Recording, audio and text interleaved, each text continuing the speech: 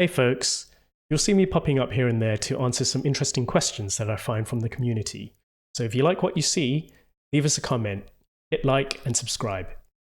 Here's a great question that I normally get from newcomers to data engineering. What is a transform? Since there's no such thing as a silly question, let's dive right in. You'll see the term transform used in data engineering a lot. It refers to any operation that transforms or changes data from one representation to another. It can mean any number of different processes to clean, change, and structure data into a different format. In many cases, it means taking raw source data and implementing logic to change it over a series of steps to finally end up with a useful result. I'm going to go over 3 data transformation concepts: value transformations, schema transformations, and stateless and stateful transformations. And I'm going to do this with a relatable use case. So imagine that you have an e-commerce app, and every time a sale is made, an event is created and written to a Kafka topic. We will consume these events in real time and use stream processing so that they're transformed in real time. So now you're looking at my desktop, and I've got my VS Code running on my left-hand side, and I've got my terminal window running on the right-hand side. And I've got them arranged as split windows because I like to, at a glance, just have an overview of everything.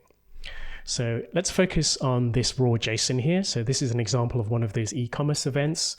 It's in JSON, meaning that it's got the keys on the left-hand side, or also known as the fields or the parameters, and we've got the values on the right-hand side. So if we look at the keys or the fields, you can see that they've got fields such as brand, price, currency, quantity, color, and on the right-hand side, you can see the values. So here, this happens to be an example of one of the infamous I Heart Kafka Quix t-shirts.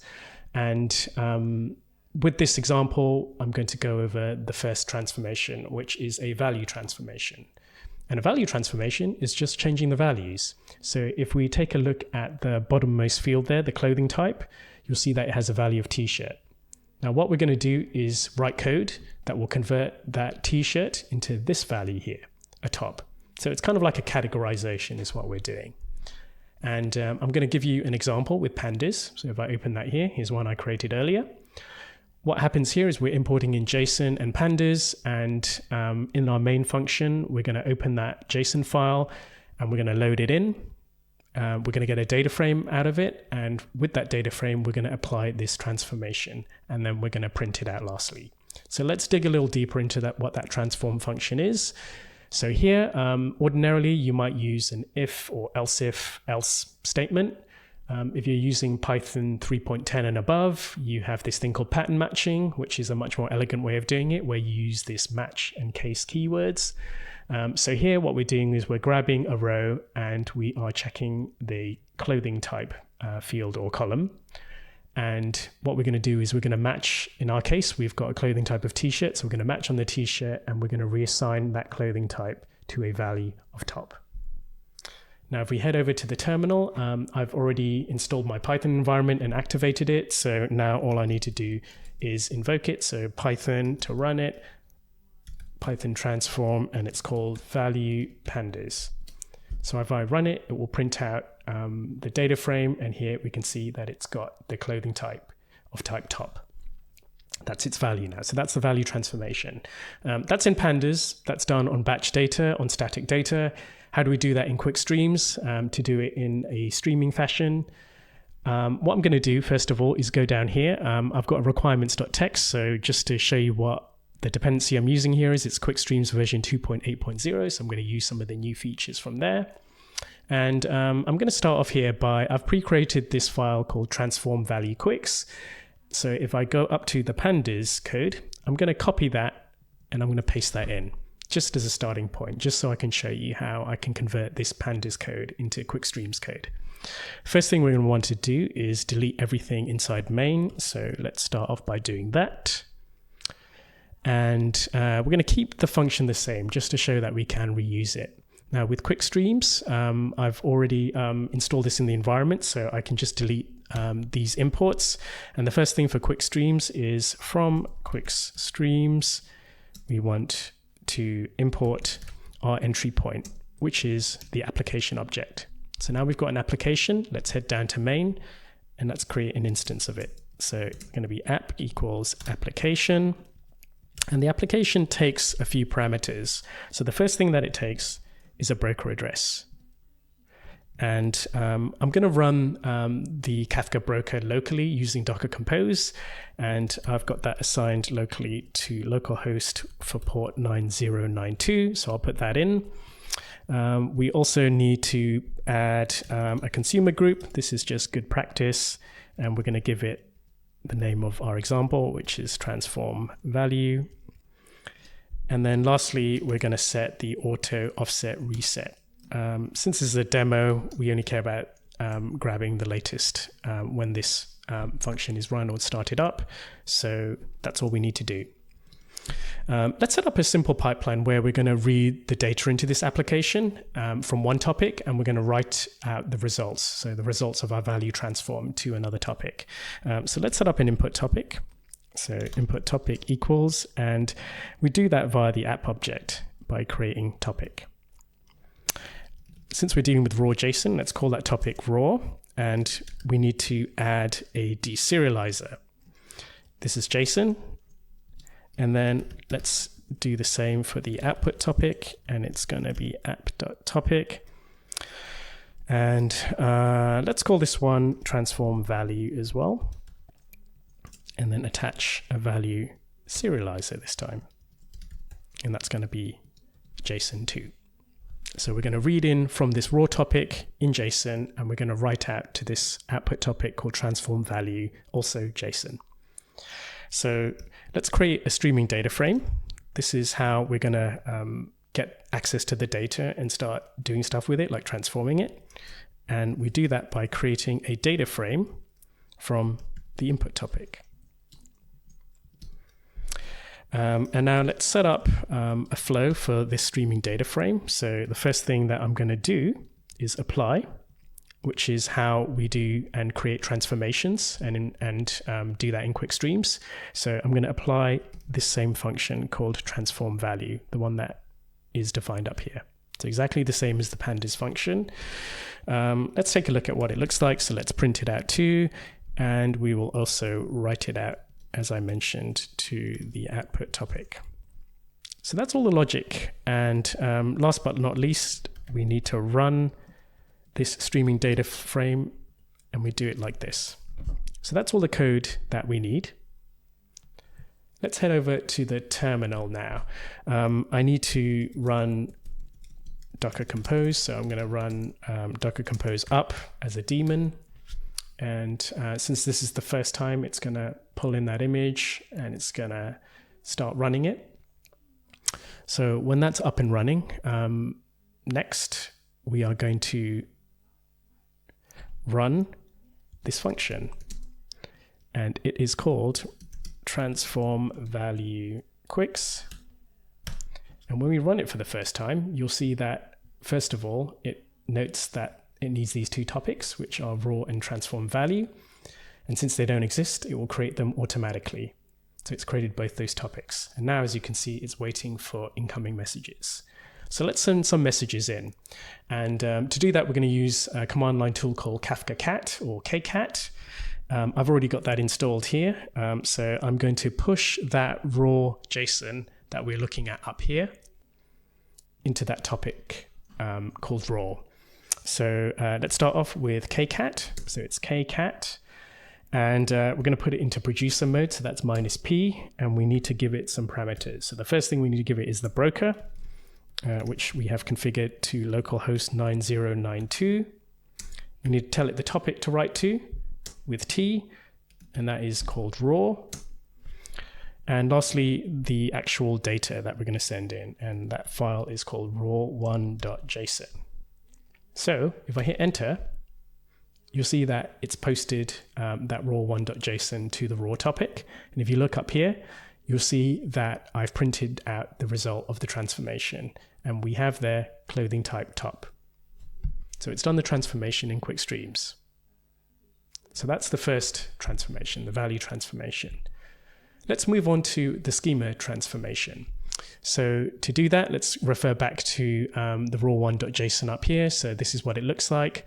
what we're going to do is we're going to change a few fields here. So a schema transformation is when you change the structure of the schema. You change the structure of the JSON.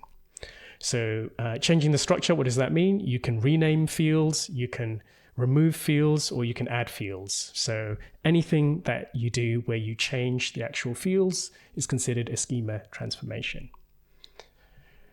So I've got an example of a target transform schema that we want to get to. So in this case, what we're doing is, if we look here, we've got a color field that we're going to drop, and we're going to add another field as well. So we're not going to do a rename this time. We're just going to drop the color field, and we're going to add another field called clothing category.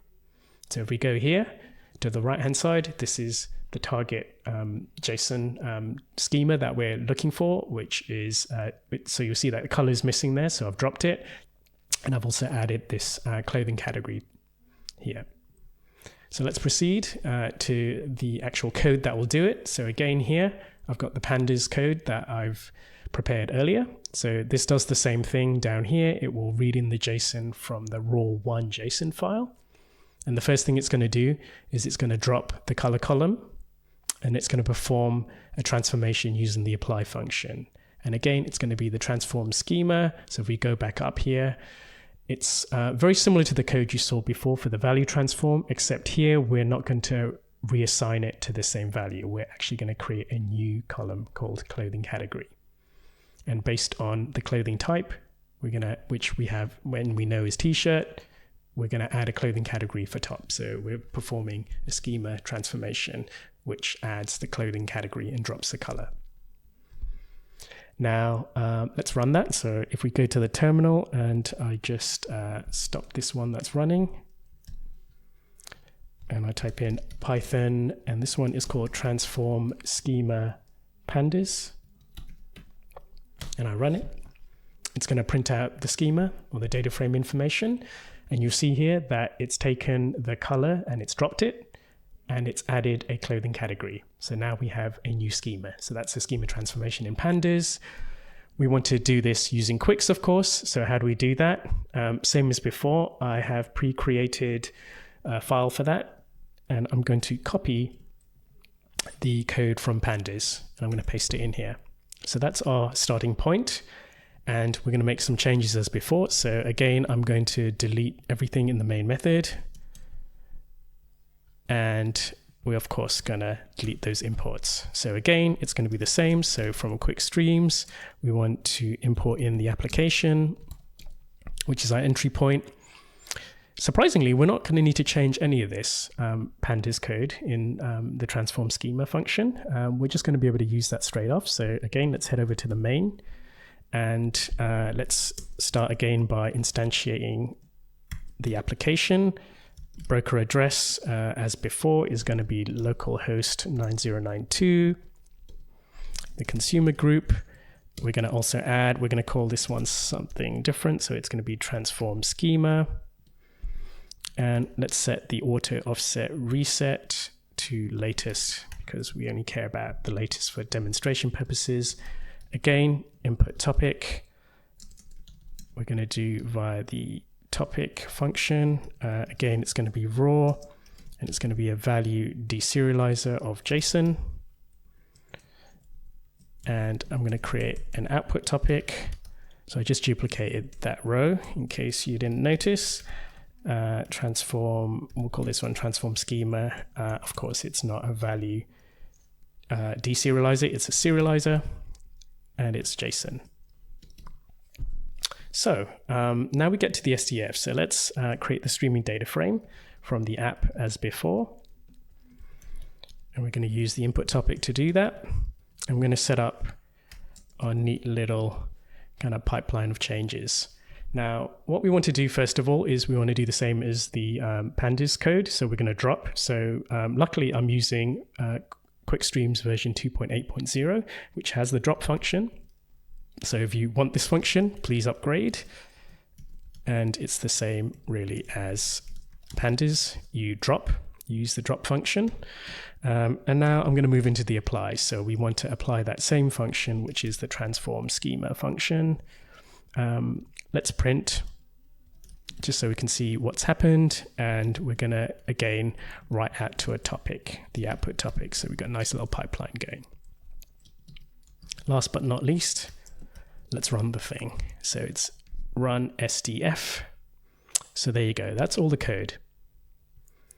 Let's head back over to the terminal and let's run it. So this time it's going to be Python, and it is called transform schema Quix. And I'll run that. Again, it's done the same thing. It's detected the topics that we need for this application. It's going to be the raw and the transform schema. Raw already exists, so it's now automatically created the transform schema for us. And now it's in a waiting state, waiting for incoming messages. So let's head over to this terminal where we're going to use Kafka cat again, and I'm going to write the contents of the raw1 JSON to the raw topic. So when I do that, you'll see that the streaming data frame has kicked into action and performed that exact same transformation as we defined in Pandas. So we have dropped the color field and we have used the clothing type to determine what the clothing category is. So that is the schema transformation. So now we get to the last transformation concept, stateless and stateful transformations. These examples I just went through actually are examples of stateless transformations. They're stateless because when an event is consumed and processed, no other prior information is needed for the transformation. All the context it needs is available in each message.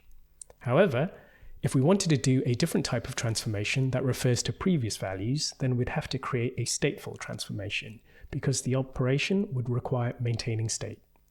Stateful transformations typically compute values observed across multiple messages. They enable you to compute counts, minimums, maximums, means, and other aggregations.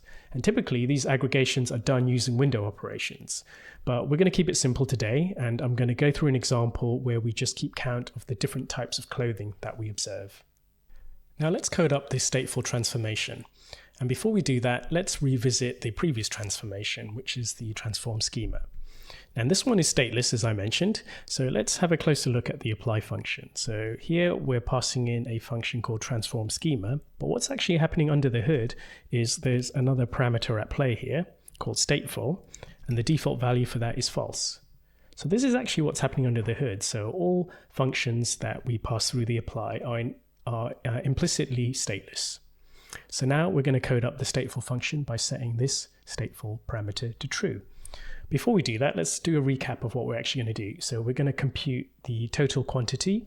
So if we go back to the raw JSON here, you'll see that it has a quantity field, and this one has the value of 1.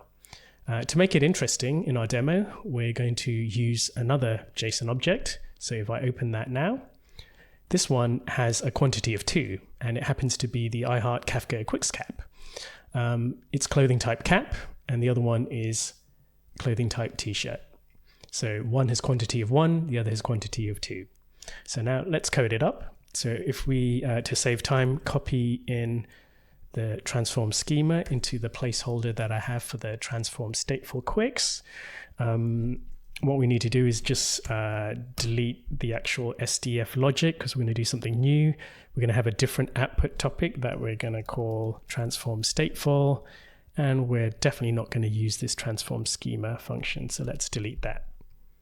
So let's go back down to the SDF. So now we have the streaming data frame. What's the first thing we need to do? We want to compute the total quantity.